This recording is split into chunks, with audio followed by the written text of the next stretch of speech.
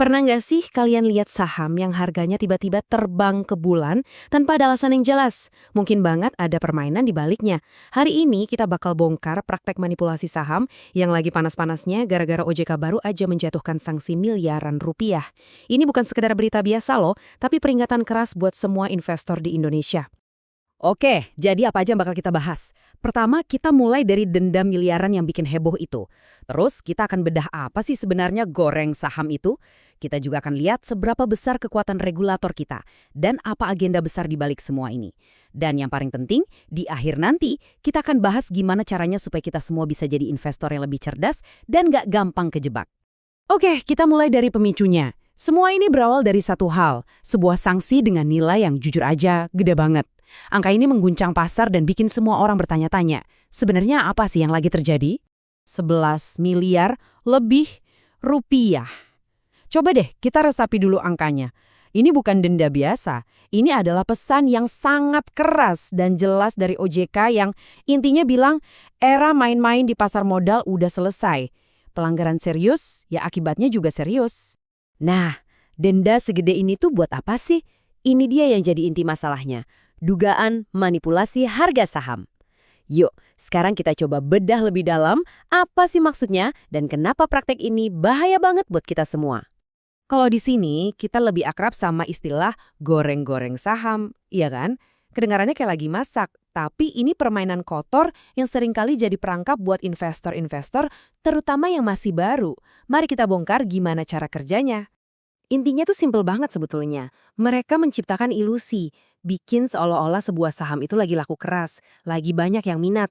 Padahal semuanya rekayasa. Jadi harganya naik bukan karena perusahaannya emang bagus, tapi murni karena digoreng dan di-hype. Cara mereka menggoreng ini ada beberapa trik klasik. Misalnya, wash sales. Ini kayak mereka jual beli saham antar rekening mereka sendiri, cuma biar kelihatan volumenya gede dan transaksinya rame. Terus, mereka juga sebarin rumor atau info yang menyesatkan buat mancing investor retail kayak kita buat ikutan masuk. Nah, ini nih yang bikin kasus Kara jadi beda dan menarik banget. Ada sentuhan modernnya. Praktik manipulasinya nggak cuma di balik layar, tapi terang-terangan pakai influencer di media sosial buat pom-pom harga saham. Pasti sering lihat kan postingan yang kayak gini? Nah, pesan penting dari OJK adalah promosi di dunia maya itu nggak kebal hukum. Jadi waktu seorang influencer ngomong kayak gini, mereka sebetulnya terikat sama aturan pasar modal. Pertanyaannya, apakah mereka jujur dan transparan? Atau jangan-jangan mereka cuma pengen harga naik biar bisa jualan dan untung sendiri? Disinilah letak perdebatan menariknya kan? Di satu sisi ada kebebasan berpendapat, tapi di sisi lain ada tanggung jawab hukum. Kasus ini jadi penanda penting, bebas ngomong di media sosial itu boleh, tapi kalau udah menyangkut duit orang banyak di pasar modal, aturannya beda. Dan siapa korbannya? Ujung-ujungnya ya investor retail. Kita-kita ini yang mungkin ikut-ikutan karena FOMO, takut ketinggalan, beli di harga pucuk. Pas harganya anjlok, para penggorengnya udah untung besar dan kabur. Terus, siapa dong yang bisa ngelindungin kita dari praktek-praktek kayak gini?